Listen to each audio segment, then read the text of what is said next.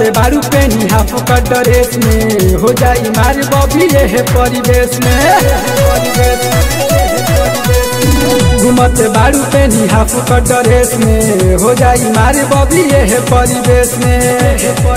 तोरा दूसर नहीं भावे की समझ नहीं आवे तोरा दूसर नहीं भावे की समझ नहीं आ माई बाबू के इज्जत न महल कर कहतानी जवने तू कर आरा के पारा जनी गरम कर बलिया के पारा जनी गरम कर छपरा के पारा जनी गरम कर बक्सर के पारा जनी गरम कर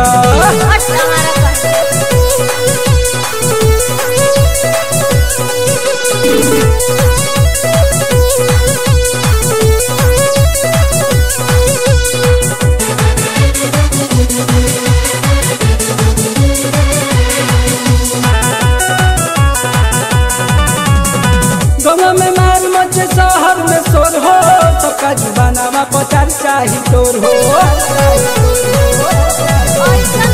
गाँव में मार मचे शहर में शोर हो सबका जुबाना पचार चाही तोर हो ज्यादा पढ़ेलू तू हट भाट कहेलू ज्यादा पढ़ेलू तू हट भाट कहेलू जाई इमेज बिगड़ दे नरम कर कहतानी जवने तू कर आरा के पारा जनी गरम कर बलिया के पारा जनी गरम कर छपरा के पारा जनी गरम कर बक्सर के पारा जनी गरम कर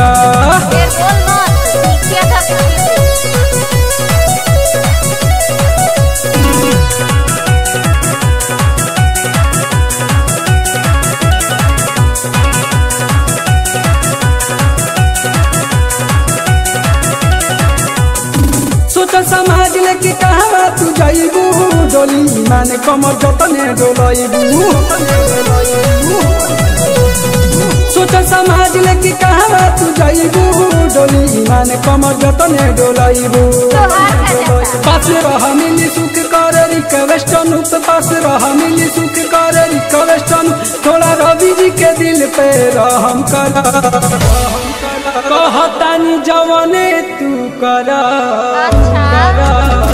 आरा के पारा जनी गरम कर भगवा के पारा जनी गरम कर पटना के पारा जनी गरम कर पीरो के पारा जनी गरम कर